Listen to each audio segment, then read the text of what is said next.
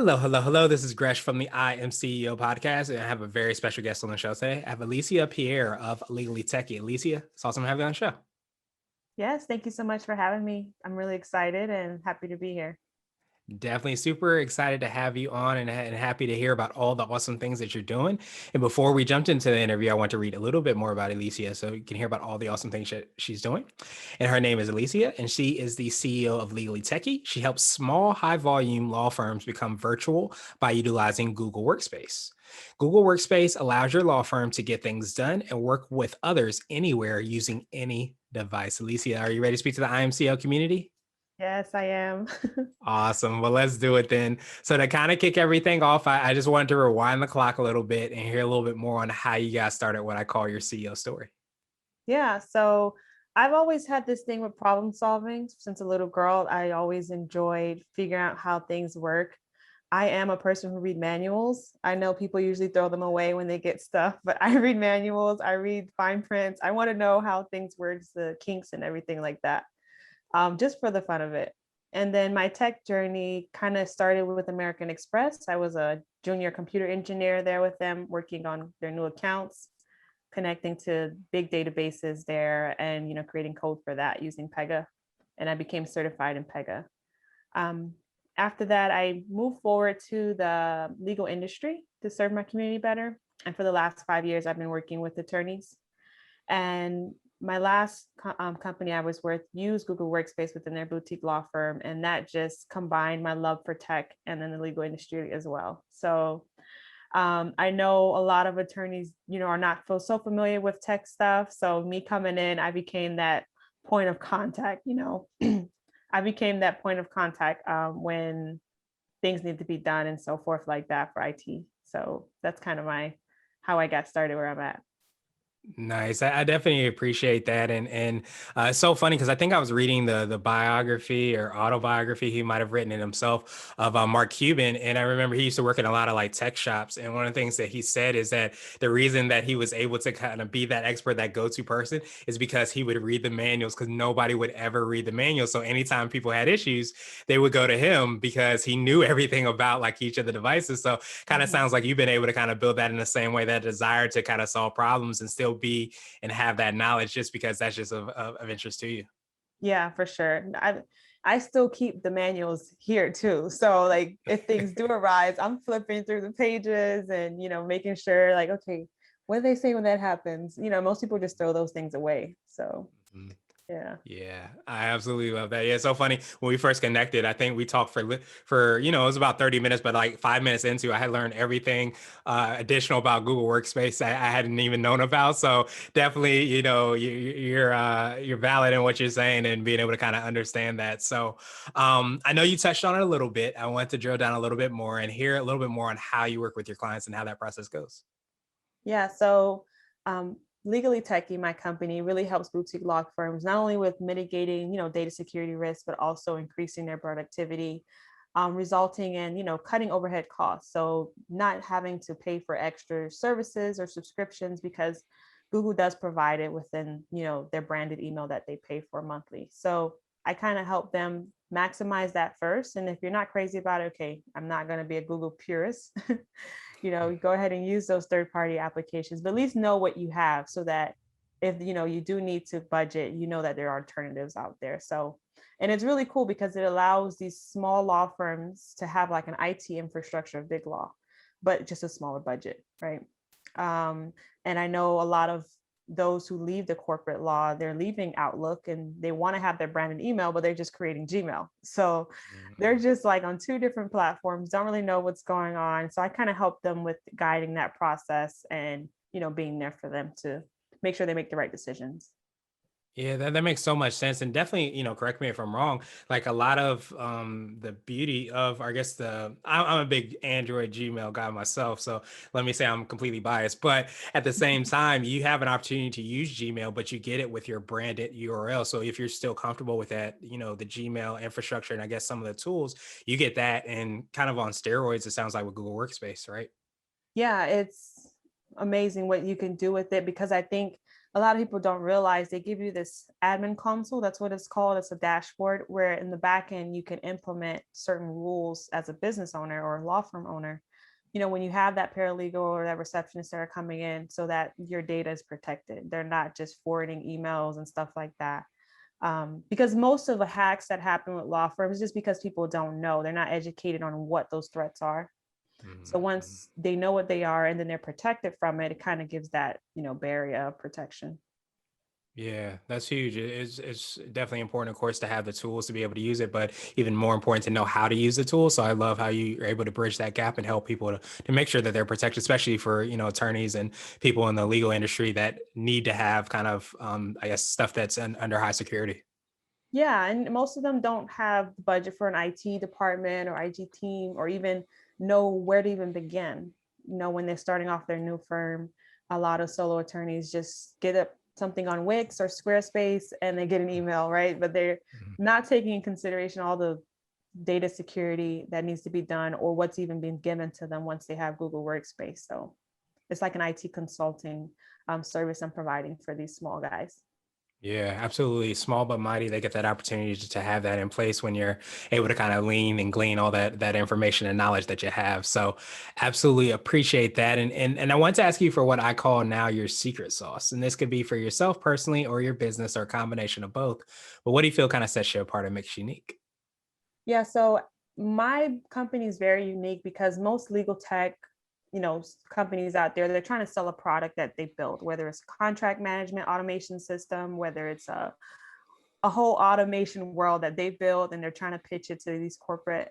But me, it's like you already have these in your firm. I'm not trying to pitch anything new. I'm showing you how to already use what you already have and cut Mm. overhead costs, move that bottom line a bit better. So that's kind of unique in my position being in legal tech, helping them to maximize the existing products and services they already have and finding alternatives if they're not crazy about them. So that's one thing I would say, makes me unique. And then I'm specializing only in Google Workspace. I'm not trying to do Outlook or another third party application.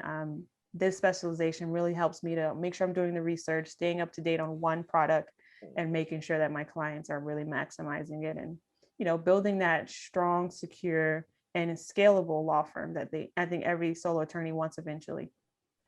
Yeah, absolutely. And like I even said earlier, I almost feel like we may not even realize the capabilities we have within Google Workspace if we have that set up. And just Yeah. again, in like 5 minutes, we talked a little bit about that. But I almost feel like, and I don't know if you find this when you talk with clients, that they may not realize that Google Workspace can do certain things. So they're looking for another alternative Mhm. when really they might have the capabilities right within if they are able to kind of leverage it.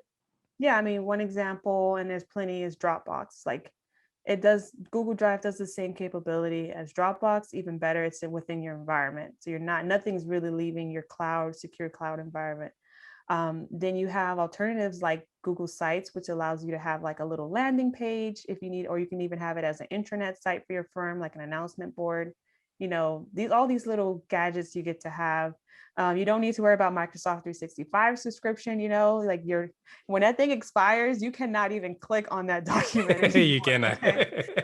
But Google gives you docs, sheets, and slides, gives you that same document management and processing system all included. So you're just cutting cost after cost after cost. And if you don't like Zoom, okay, you have Google Meet as well. These are just alternatives that you have within your reach, especially if you don't have the budget to have a whole bunch of systems. And Google Workspace integrates with like Clio, Practice Panther, Action Steps, so that your calendar is all synced, your emails can be assigned to a case for e-discovery. So it just helps you have a really efficient law firm for sure.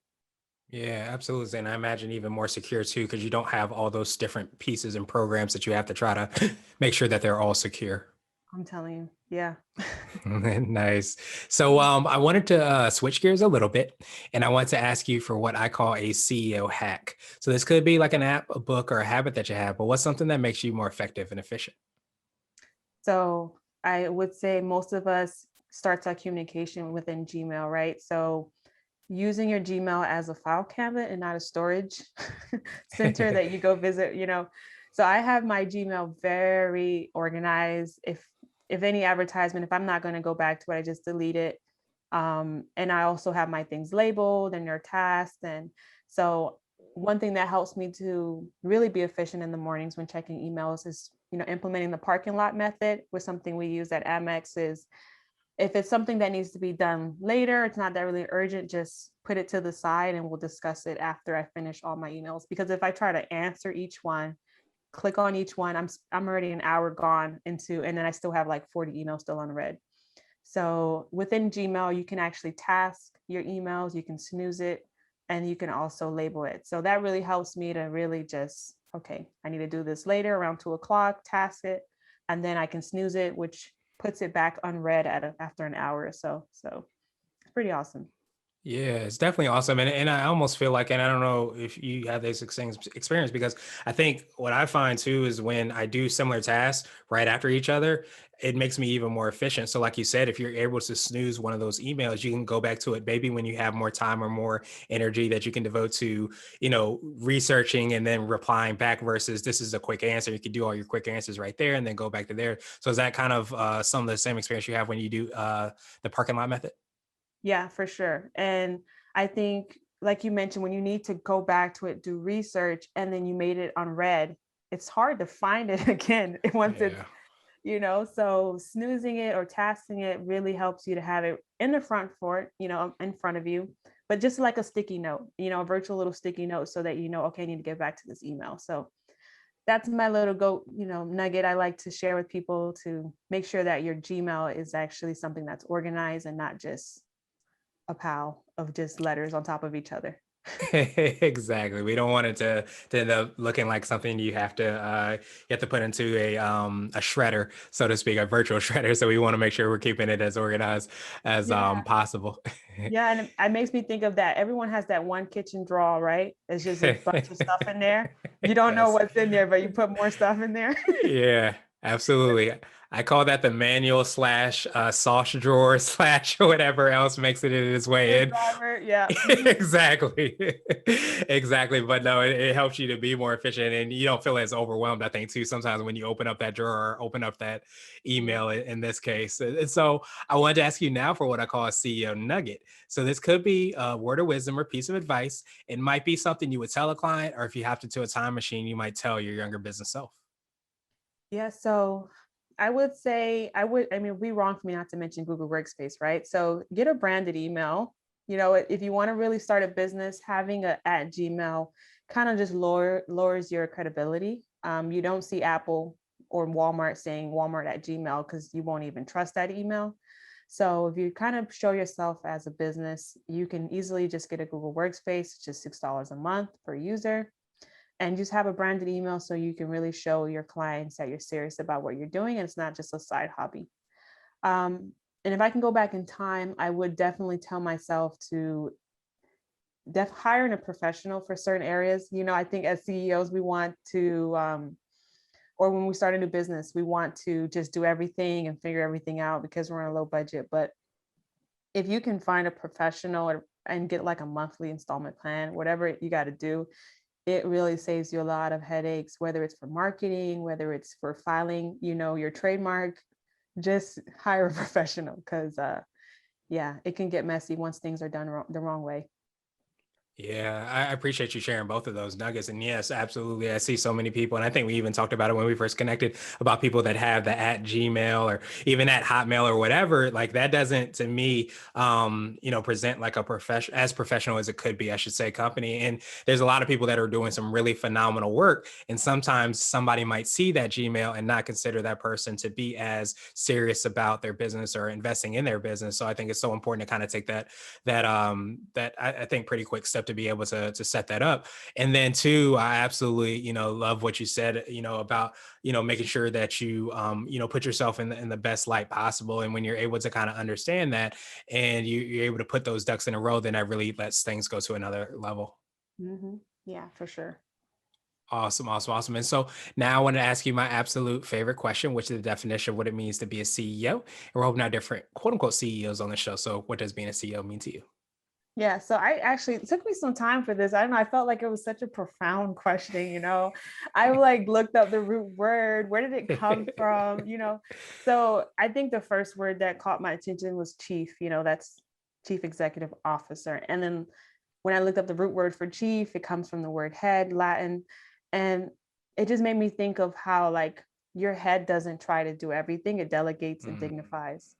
So I think that as a CEO, don't try to do everything yourself. Delegate work that needs to be done and dignify the person who does it. You don't see your head jealous at the eyes or the ears for doing the task that they're doing. They're just happy that it's being done. And nor are they figuratively not talking down or anything to them. So I think being able to delegate and dignify is something a CEO could implement, and it benefits everyone because everyone feels like they're really part of a team and not just following a leader. nice. I absolutely love that definition. It's definitely, I thought you were going to say you read the manual to see what it is, but that's definitely, just like that. And I love the head analogy because in the definition, of course, because I think that as you said in your nugget, the second part of your nugget, so many times we try to do everything and there's an opportunity cost to trying to do everything because whenever you're doing something, sometimes that restricts you from doing something else. But if Mm. we understand and can recognize those experts, we can understand like these are going to be the eyes, these are going to be the fingers to the business, and this is what's going to make it all work. Then it allows us to really be that head, to be in that lane, and really to help out all the other parts of the body. So I love that analogy and I love that definition. Thank you. Thank you. Yeah. I guess I did read the manual. Yes, absolutely. Well, awesome, Alicia. I truly appreciate that definition and I appreciate your time even more. What I wanted to do is just pass you the mic, so to speak, just to see if there's anything additional you can let our readers and listeners know, and of course, how best they can get hold of you and find out about all the awesome things you're working on. Yeah. One additional thing I would say is definitely networking, connecting with people that are in the same field as you or your potential clients. And because once you start wanting to provide services to these individuals, you never want to just go straight into pitching, but see what their problem areas are. And then once you know what their problems are, you'll know if you either have a solution or not, instead of assuming that you know what their solution is. So I think networking and just being around the people that you actually want to work with and figure out what their conversations are and their worries allows you to have a better leverage when it's time to provide a solution for them. And if you want to get in touch with me, I'm mostly on LinkedIn, but I'm also can be found on my business page on Facebook, Instagram, Twitter, and also YouTube channel, which I provide quick tutorials on Google Workspace for lawyers. Awesome, awesome, awesome. Thank you so much again, Alicia. What we'll do is we'll have the links and information in the show notes as well, too, so that everybody can get a hold of you and get in contact with all the awesome work you're doing. But I truly appreciate the time you took, appreciate the work you do, and I hope you have a phenomenal rest of the day. You too. Thank you.